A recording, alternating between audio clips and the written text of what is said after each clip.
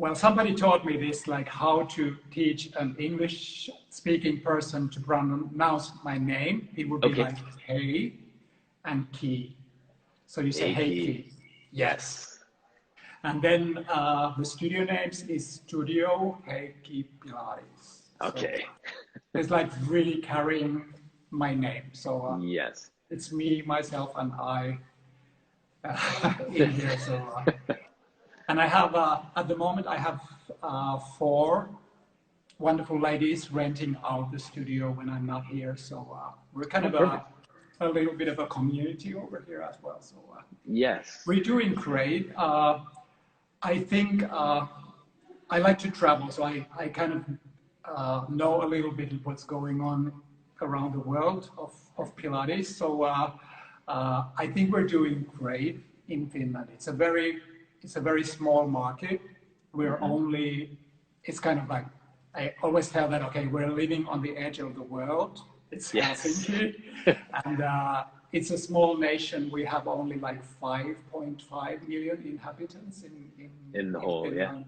Yes. So it's a small market, but as far as like what's going on with Pilates, we are actually doing pretty well. So we're having some great teacher training programs going on, and also some amazing good teachers as well. And more studios pop out. So even like around, not only in Helsinki area, but other towns as well. So fantastic. Yeah. Yeah. That's very cool. I didn't I just finding you and just like seeing your posts and stuff. It's really neat to see that there's like a thriving community of Pilates there. And is it like, are there a lot of gyms and a lot of people that are very health conscious in that community as well? I think we are pretty good. I mean, like probably like everywhere, we have like a certain amount of the population that don't like to take care of themselves, but then there's always the other side that really cares. What's good about Finland is that our, I think it's probably the same in Canada, that our kind of the health insurance thing is pretty high. Yes. So we actually have that covered for everybody, which is different than US. That, and then there are like people, so we don't have to take care of everything by ourselves. But also that maybe makes us a little bit more, maybe it's more important in the US to kind of being responsible of your own health. Yes, and proactive with it. Yes, because I mean, nobody's paying. If you don't have the insurance, you just fall apart, kind of. So yeah. So Heikki, how did you find Pilates?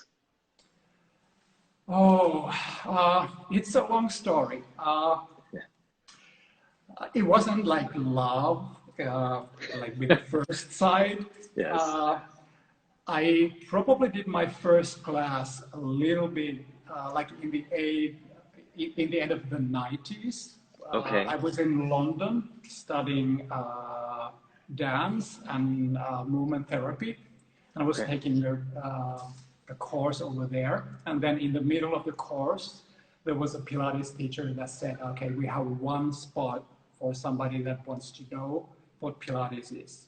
And there was a studio in that place, and then I just raised my hand. Okay, I've never heard of Pilates. Just let's try. Let's just try. Yes. And that was like my first thing, and I was doing like other things. I was like concentrating on doing other things, and I got my lesson and left, and then it just kind of like it stayed in my mind, like, what is this? What is happening? So I got that. That was the first meeting with Pilates, and then afterwards, in the beginning of the like 2000 and something, we actually got the first teachers trained in I think in Canada. I think one of the teachers took a training like in her dance studies, and then she came to Finland and started teaching. And that's how kind of it started in here. And Okay. then I again like took another course, and I didn't really fall in love with that. It happened like a little bit later, but that was like my first introduction to Pilates. Yeah, yeah, yeah. Yeah, and Caroline has a question for you here, and it goes, and how did you feel after your first lesson? I felt good. I mean, I'm away from home. I'm in London. I'm Hmm. much younger. So, I mean, Yes. everything was a kind of like going New crazy, and but I yes, mean, it that's felt good in my, it felt yeah. good. I had been dancing and I had been exercising all the time. So, I couldn't really like, it was like a kind of a mess, like everything together and be in my body and, in a weird place for me. So yeah, Yes. but I mean, no bad feelings about the Yeah, first yes. class. I So don't you even were remember the name of the teacher or anything. So really, eh? But you just remember how you felt, basically. yes, yes, Yes. it was a good experience, but it was like but I always tell my clients, like some of my clients, I always tell them when you're in a good Pilates class, it's Hmm. like somebody's putting you into a washing machine. Yes. So you put in like a piece of cloth, and then you're like Yeah. somebody's like doing everything to you and telling Yes. what to do, and you get sweaty, you get wet, and then you're taking out of the washing machine, and somebody's handing you, and you're like, oh, this is Yes. good. And That's then it that's your feels good. experience. You're clean, you're Hmm. aligned, you have like all the liquids are flowing, and it feels good. So I Yes. think it was my first like washing machine experience. So it was, Experience. Yeah, exactly. So so did you have a dance background? Like, is that what brought you to London? And you've always been like in the kind of the yeah, okay, that's a long story as well. yes. We have time. Go ahead. My first profession is I'm a music teacher, so music Okay. educator. Yes. And I have, within the music education background, I have quite a lot of like dance training and music and movement.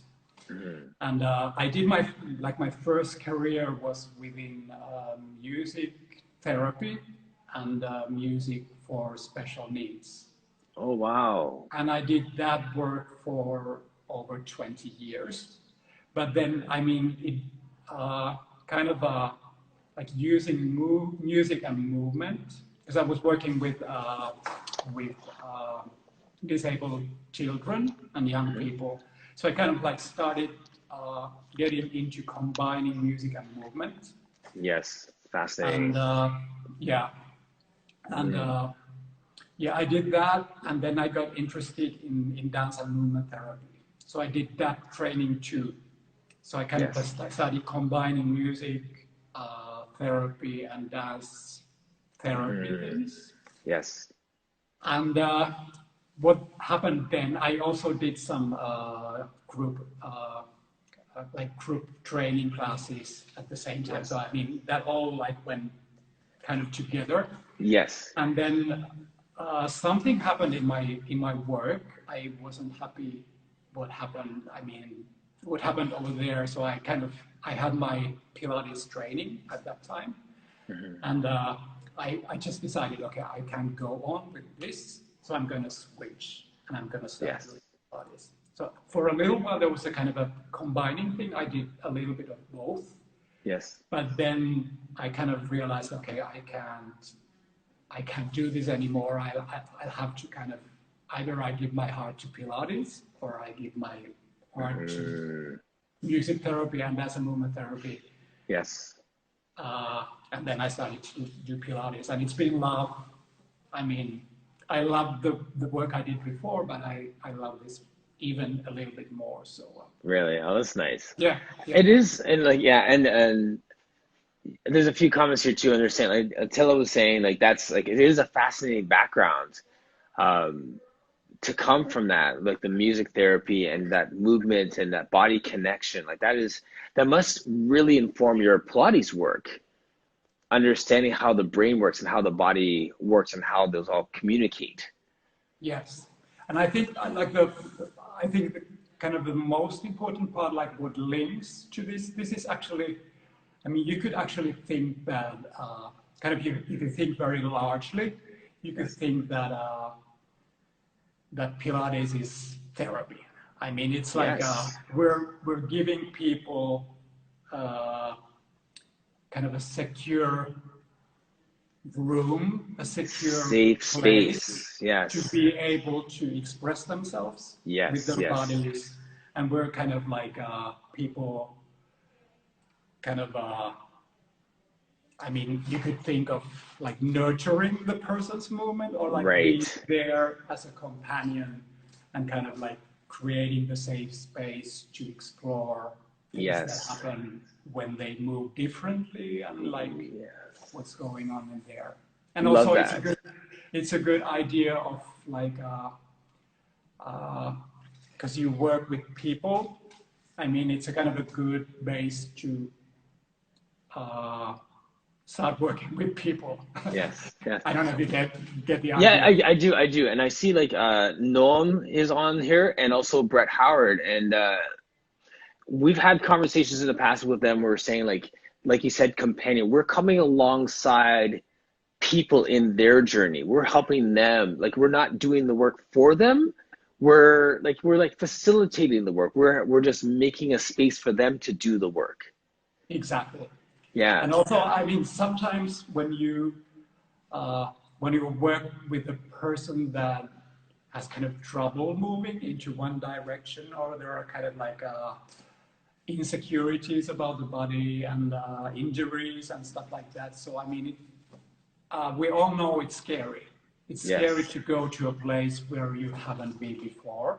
Mm-hmm. So you just need the coach. You just need the person to be there, either with your hands or words or eyes or whatever you kind of. So it's actually like quite a lot. I mean, if you think largely, it's like the same as therapy work. It is. I can hear, hey, Hickey, just the way you're talking, you can hear you have such a gentle spirit. Like you have a very compassionate approach to this work. I'm sure you can kill people with the workouts, but you have a sense of like where people are coming from, right? Oh yeah, I hope so. I mean, I try to, I mean, this is Pilates for me for now. It's like it's everything. I think it's a very good like kind of a basic structure from where you can kind of explore the way you are. Yes. And then if you skip a practice, like if you skip one day or like if you skip a week or if you skip 2 weeks, I mean, you actually feel it. Okay, now I'm like not connected anymore. If I skip a class, I'm terrible company. I'm not a nice terrible company. So Pilates makes you nicer, is what you're saying. Yes, for sure. Yes, I'm less crazy. Yes, that's so funny. I'd love to talk more about that, but I'm still curious about what made you to decide to actually open your own space. Like, and the reason why I asked that is the gentleman that works here with me, Andrew, we talk about those transitions. When you're working for somebody else, when you're working for a gym or whatever, and you decide to take that leap, there's a transitional phase and there's a decision-making process that comes into making this jump into having that beautiful space behind you. Like, what made you decide to take that? Like, that's a big step. Like, what made you decide to actually take the leap? Okay, again, there was kind of like nothing was very obvious. It kind of like it had been on my mind, really, kind of like a dream in a way, but not a dream that I would even like say out loud first. Yes. But kind of like, okay, I want to build a space that's like that kind of represents me. Yes. And I want to be able to kind of control the happenings at the studio by myself. And what it's bringing a lot of worry. It's bringing a lot of work. Yes. So basically, I mean, all of us probably know, all the people that own studios, they probably know that, okay, I'm working, I'm scared, I have to organize this, I have to organize that. And like so, but yeah, it's been, I was in a situation that I was working basically in two studios, and then I kind of made a deal with one studio that I start teaching there more. And then I had a big argument with that person.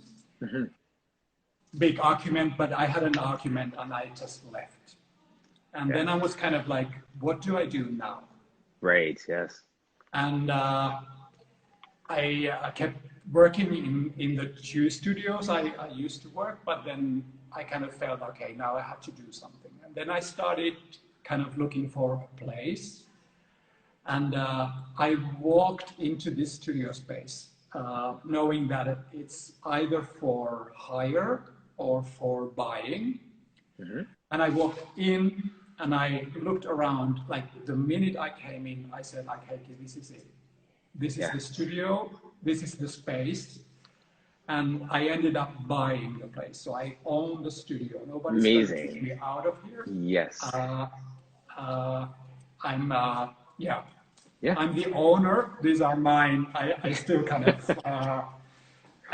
of feeling kind of, when I look around, I'm not like, is it mine? Yeah, it's like, pinch yourself.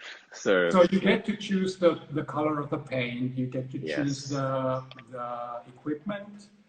You get to, I mean, it's you yours. Are the one. I'm the one to claim what's happening on this inside. Yes. That's scary and exciting at the same time. Yeah. I clean up. It's me. I do the reservation. My partner is doing the bookkeeping. So that's the only other person that's doing it. Yes. And Heikki, you were saying just about vision, really, right? Like you found something that was an expression of your vision, the thing that was in your heart to do. Yeah, I think so. I mean, it's also like a lot of things in life are planned, but then, I mean, some things just like, it seems that some things that just come, like they just happen at the right time. Yes.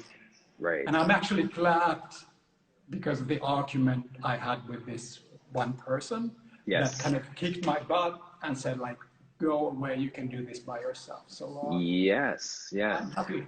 It was a happy moment. So right, we have those moments that are a catalyst for something greater, and we sometimes don't recognize it at the time because it's so inconvenient or so frustrating. But that is what actually launched you into where you are right now. So that's when I say it's all good. That's what I say. Yes, for now. It's a lot of work. It's a lot of worry. It's a lot of trouble as well. But I mean, big beautiful moments have happened in this studio, and that will keep like going on. Absolutely. Yeah. Yes. What's your actual like Pilates background, like your education, like where did you learn? Okay. Well, we have. I started out in Finland, so we have. At the moment, we have like several trainings you can go to, but at that time there was this somatic, what is it called? Somatic Center Teacher Training Program that I went through. Okay. Yeah. And this is a guy called Jarmo Ahonen. He's a Finn that actually studied he's a physio, and he studied in San Francisco. And he did 2 programs. The other one was with Jennifer Stacy. Okay. And the other one was with Madeline Black. Okay. So he had like the physio background and those 2 training programs. And he kind of like started his own training thing. Yes. And like I think like in a lot of European countries, you first study to be a math certified Pilates teacher. Yes. And then you can go on and then you add up the apparatus training. And then kind of it makes a combination that you have it. Or, I mean, yes, you like can never have your it all. comprehensive. Yes, you can never have it all. I think there's more things to study all the time. But yeah. And then, well, once I went through this comprehensive training, I kind of realized, okay, I don't have it all. So I'm not ready. I'm certified on paper, but I don't know everything I would need to know. Yes. And I like to travel, so I've been taking courses around the world actually to try and keep my so like to sharpen your skills, basically. Yes, exactly. Yes. So well, I mean, first of all, I mean, my teacher training is not classical. I mean, the background is classical, but it's kind of like more physio-based thing.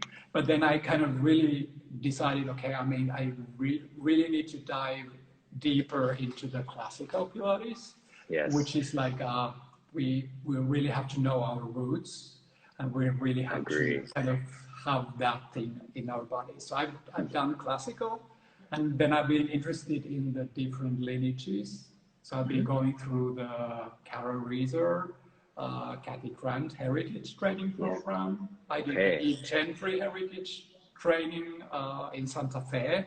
Wow. Yes. I've done the classical syllabus with Mijo Wiggin.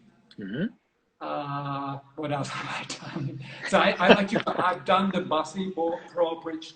That was the first, like the international training I did. And then whenever I travel, I might come to you just for a class. I love going around places, seeing studios. Yes. Getting taught by different people with different lineages, different ways of working. It's my piece of experiment to travel, to contact with a teacher, and then kind of exploring like how do they treat me when I get in. Yes. And that would be like, for me, it's interesting to kind of like how am I being treated as a customer? And that's kind of the point of learning. Oh, interesting. So almost like you're like a secret Pilates shopper. Secret investigator. Yeah. I mean, I always tell who I am. I'm just rolling my eyes. I'm Heikki from Finland. I don't know anything. Teach me. Right. Yes. Yes. Little do they know. Wow. That's so. What have been some of your experiences going in as the secret shopper to Pilates studios? I mean, it's not that secret. I mean, a lot of people know me, and then a lot of people actually. What I do too, if I get a new client, I might Google like, who is this guy who is coming. So I mean, probably they kind of know a little bit, but I mean, I try to go with an open mind. I try to be a customer. And then I like being taught, and I don't want to judge anybody. I mean, I think every class that I take is a learning experience for me, and it's true. I mean, sometimes when I go to class, I don't like everything that's been done to me, and that's fine. I mean, it happens to me as well. I mean, I don't. Maybe sometimes I'm not the right person, and I'm not like fitting the right time for the people. But the thing is that I think what's the most important thing is when you are a client and then you walk in, you kind of like you want to be taken as you are. So you want to be like I mean, whoever am I want to be me. And the teacher is there to serve the client, Yes. And the teacher is not to serve himself or herself. Right, And the right. teacher is not there to kind of show, okay, I'm this skillful as a teacher, but the teacher is there as a person, and this person is supposed to meet me on my level of experience and on my level of being. So I don't like to kind of like line up to my teacher, but I think it's my teacher's it's my teacher's thing to kind of like kind of adapt to you. yeah, but up to my thing because I'm the payer. Right. So yes. That's what it's interesting. Well, no, like, and one of the lines you said in there, which I love, was your level of being. And I like the way you said that, because like we can be so experienced, but even be having a bad day. We can be injured, or so it doesn't matter where we come from or what our lineage is or what our education is. As we present ourselves that day, us as teachers, we're responsible for teaching that person in front of us at the level they are at that day. Yeah. It's like tuning in. I mean, it's like yes. Yeah. And sometimes, I mean, this is from my old profession, but I used to teach music therapy and music for special needs as well. Yes. And I don't even remember who I'm quoting, but there's this. I mean, if you have like, this is me and this is the client. And sometimes, I mean, this can be like interaction with two people. Yes. When you're like walking on the street. And sometimes these people are just like going like this, right? Yes. So they're actually like knowing, I mean, I'm knowing that that person is passing by, but I'm not touching. I mean, right. I don't even realize, I just no acknowledgement. Feel the energy. Yes.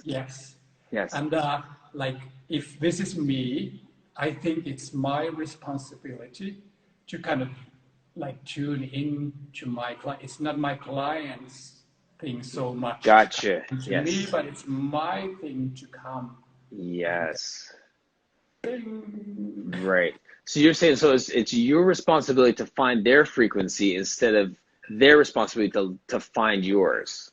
Yes. I mean, sometimes, some people are very flexible and they actually they kind of come closer to you, but there are people that don't want to do that. Right. So it's like my professionalism to kind of like crawl or dance or do anything they need to do to be able to meet. And once you're on this level, once you reach this, that you're actually meeting the person you're with, that's the top moment. Yes. And that doesn't even happen if you're in a relationship, it doesn't happen that often. You just like walk past your partners and wives and everything, and you're just over there. And when this happens, that's like that's where the magic happens. That's where the magic happens. Yeah. I've heard the phrase intentionality. Yeah. Would you say that that's what that is? What you just explained? Yeah. Well, yeah, probably. Yeah. Yes. I think that's probably it. But I really like I like the word like tuning in to somebody. So I have to be ready to be able to tune into my clients. Yes. I'm like finding the frequency, finding the energy level, finding the right vibrations or whatever you want to call them. But really, it needs to be, Yes. And then again, I mean, once you're working together, well, I'm talking about like private clients now, but I mean, you kind of like have to find the right frequencies to be able to work. I don't know. For those of you who are watching, I just say like, hey, I really feel like challenged within my own work to try and tune in with my clients for the rest of this day a little bit more. That's a good challenge for me. And as I'm reading some of the comments, people are saying that they love your appetite for learning. They love the fact that you're like a lifelong learner. And it's not just demonstrated in saying you took Kathy Grant's course, or you took, your work with Brett Howard, or whoever it is that you work with. That's one level of learning. But the other level of learning is like what you just said a minute ago, is learning what our clients are teaching us, Exactly. learning how to communicate with them. Like there's that component of learning too, like not just the degree you have, but how you can read the body in front of you as well. Yeah, and like for me, Pilates teaching, if you compare it to therapy, it's like therapy with no words. Yes. It's like therapy of movement, and I mean, I don't teach my client to talk that much. Sometimes I ask like, how are you okay? How does this feel? Where do you feel this, and what's happening? But really, I don't encourage them to talk that much, but really like feel what's happening. You like want them to listen instead of talk. Exactly. I see you. And then really what I like in this work that I actually get to move myself. So I like to move around and like see different angles. Yes. Of the people. I like to go around, even like I'm kneeling down, or I'm down, and yeah. And then just what's happening again, like another thing that I like that comes from maybe more from the therapy side is that in our work, I am the eyes, and my client is the one to be seen. Yes. And that's also a very important kind of a therapeutic tool. Yes. That, okay, I, as a client, I'm being watched. Somebody's interested in what I do, like in every single little thing that happens. Yes, right. And like, okay, you're making me do this as perfect as I can as a right. I actually saw like one of your posts about your client doing the climb the tree thing. Yes. Just the other day, yeah. And I like the idea that you're like you're actually like taking a photo and like showing them how good they look. Like look with my eyes how you look. Yes. Which is like super encouraging and super important for some of the people. It was, and it wasn't even like I set out with that as my strategy, but when we did it and I saw how powerful it was for her, because it was really just to say, like, I could tell you, straighten your leg, straighten your leg, straighten your leg, or look, this is your left leg. Look, this is your right leg. And but then out of that, she saw what I saw, how beautiful the movement was, how lovely her extension was, how deep that all these little things. And she thought, like, that's me. Like, yeah, she was like startled and just like pleasantly surprised at how like professional or how polished the movement looked. Like, she moved really, really well. Yeah. But she didn't see it until she saw it through my eyes, like you said. Yes. And that's important. I mean, we never see ourselves through other people's eyes. So the only, like, the representation is that we take a photo and like show them, like, this is you. This is how I see you. Because we see ourselves differently than other people. Yes. We have like the deep, so many level, like the own deep level, and then the others have another one. So yeah, that's a powerful message for the Pilates studio, right? Like, this is how I see you. Yes. And as far as like talking about like how to teach well, I think in our, I don't know about the training programs around, but I think there's a little bit less. I mean, there's a lot of point in teaching what the work is, the exercises. You work you have the form, you do this, and you have the order, and you have this and this and this and this. But I think there might be a little bit more of kind of like viewing like what teaching actually is. What is like meeting a person? Yes. What is how to work with this person to well said to become better. I think that's what we're lacking. At least in Finland, we're lacking in the teaching. So it's basically you're saying it's good what we teach, but now let's look at how we teach. Exactly. Exactly. Yes. I hear you. Yeah. But you have to also accept the fact that your skill set, music therapy, that movement therapy, working with special needs, you are so in tuned with the body in a different way. You're looking at it with a different lens than someone who is memorized the order and is now trying to teach it. Well, of course it is. I mean, yeah, of course it is. Yes. Yeah. But yeah, this is kind of like maybe it's the experience of like going around the world and doing my little investigations. Yeah, right. Yeah. Maybe it's like maybe it's my idea, like how could we become even better? Better, right. It's not, Pilates is not how we do it. I mean, of course it is. So, I mean, we are better if we do it better and if we keep exercising ourselves. I mean, never practice what you don't, no, you need to practice what you preach, right? Yes. So, never stop practicing yourself, but really kind of like, it's not, maybe this is the social media time, the Instagram posing, and everything needs to be like perfect. Yes. And more like, okay, to do Pilates, you don't have to be perfect. You don't have to do everything right at the moment, but really kind of like learn that, okay, this is a process and you keep better. You keep becoming better if you just do it. Just do Don't it, right. skip your practice, just do it. Mm-hmm. And come as you are, be who you are, be as crazy as you are. Mm-hmm. Just do Pilates. Yes. And I'm really challenged. I'm reading all the comments here too, but I'm challenged to pursue it more, just hearing you talk.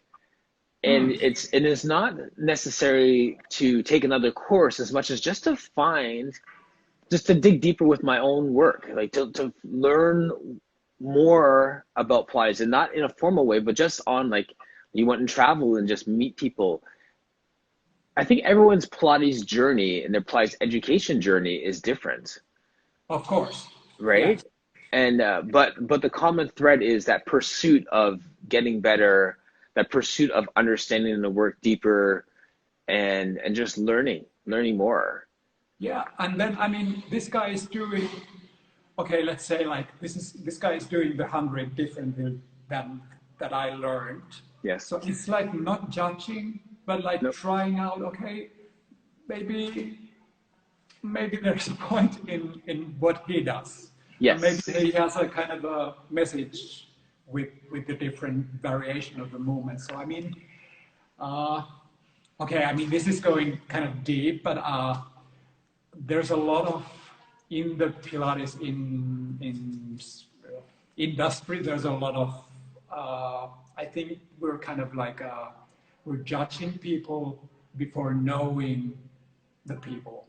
Yes. So we're kind of like saying, okay, this lineage, this teacher training program is crap because mine is better, my guys are better, I learned this. And I understand the market thing that, okay, I have to try and be better and attract clients. More attractive, right? But yes, but that's not, for me, that's not what we should be doing, but we should kind of like, if we go out on the street and watch people move, yes, we're not, I mean, I think we need more Pilates to kind of correct the bad moving of the people. Yes. And it's not like, if somebody's doing well in the business, it's not away from us, but I mean, there should be, I mean, there are people that need Pilates, so we should have like more people doing Pilates, and not so saying that, okay, this is, I'm better than you, come to me, don't go to my colleague. Right. Yes. Like that. Yeah. That's, well, that, it's funny, that circles back to what we're saying about vision, in that you have a vision to help people with this space. We need to have a larger vision of helping people instead of that small vision of saying, I need to build my empire. You need to take my course. My apprenticeship program is better than anyone else's out there. It's like, no, we're on the same mission of helping people. Look around. Everyone needs Pilates. So get your Pilates somewhere without hating on someone else's program. Yeah. And then if you're thinking like with like a large brain or a big heart, yes. If you're thinking of a person that went through one program, and it's kind of like that one program person, and then you think of a person that goes through one program, second program, third program, fourth program. Who do you think is a better teacher? Exactly. Right. I mean, the one with more perspectives always, right? I think so too. Yes. That's, so where would someone start then? Like, what if someone comes to you and said, I love this Pilates, what should I do first? So can you say that again? Oh yeah, so where would someone start their Pilates journey? If someone came and asked you, how do I become a Pilates teacher? Where do I? In Finland. In Finland, yes. Okay. Well, I mean, there are possibilities, and there are at the moment. It's kind of depending on the time, but there are like 3-4 teacher training programs going on in Finland. I would say like explore and go through them and pick one and start with that. And then when you're done, kind of go and explore some more. Like I'm saying one teacher training program is not enough. I'm saying that, you're not ready when you graduated from one program.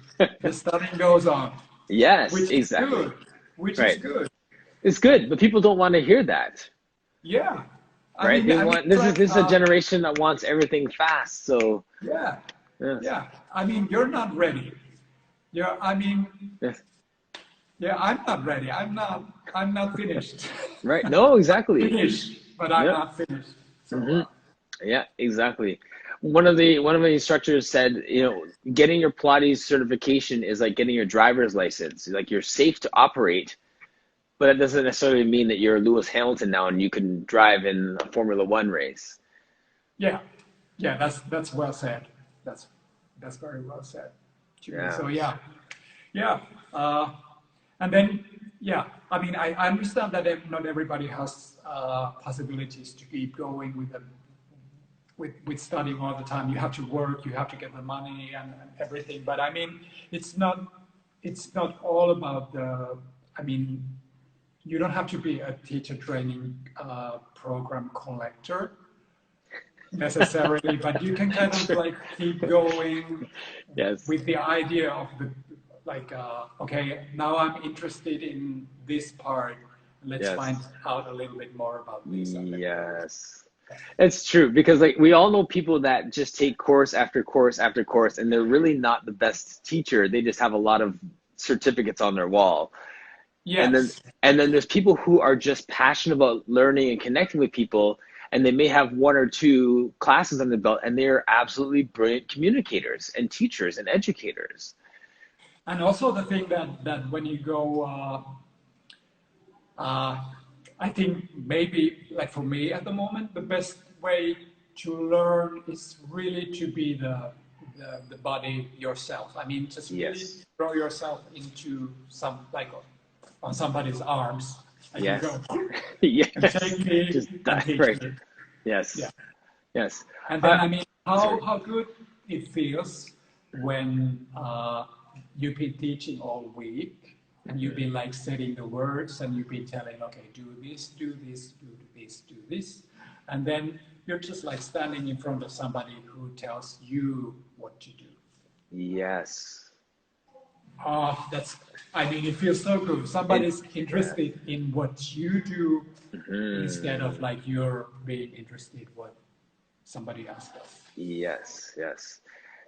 Hey, you're doing some great work there in Finland. I'm so man, like I'm so inspired just by your passion for education, your passion for connecting and just helping people, and that thirst for knowledge, Pilates knowledge is just really inspiring. I'm inspired by your core conversations, so yeah. Thank you. Been wonderful. Yes, it's been wonderful to see. I mean, you're doing a show, like one show a day now. 5 days a week, yes. There's a lot of conversations. Yes. Are you going to you should write a book about it. I should. I really should. Also, I think it's also like investigating. It's your way of triggering into people's minds. So, I mean, I like it. Well, and that's just it. I'm sure for everyone who's watched this today, it's one thing to see your post and you move so well and you're so strong and you can see that you love your job, but I really didn't know how much you love travel or how much you love learning.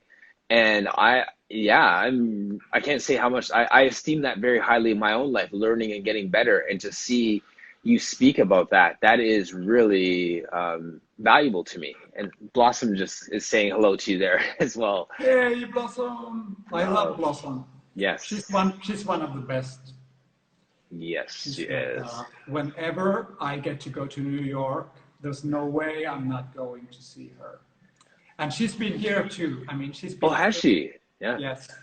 Mm-hmm. Yeah, that's a perfect example. There's just some really, really precious people in this Pilates community, and we're all just neighbors. We're all in this community, right? We are, and then like the more you go around and see other studios, we're actually like the Pilates teachers are the best people there are. And whenever you go to a studio, well, not always, but when you go to a studio, you're just like my experience is that we actually connect. Yes. I mean, we actually we're doing the same thing. Yes. And everybody does it a little bit differently, but we're really like we're kind of same, we have the same mindset in a way. So it's kind of like very, very easy and fun to go around and meet people. So yeah, I'm looking forward to that. I feel it's Heikki, I almost feel like it's like meeting your pen pal. That's good. Yeah. You know what I mean? Yeah. Like, because you have these conversations, but you finally get to like touch them and like play with them and stuff. Like that's that moment. So it's I love it. I really do. High five. Yes. There you go. All right. Thank you so much for your time today. I really have enjoyed this conversation. It's been so rich for me. Thank you. Thanks for inviting me. This is it's a little exciting. I don't do this like every day, so it's fun.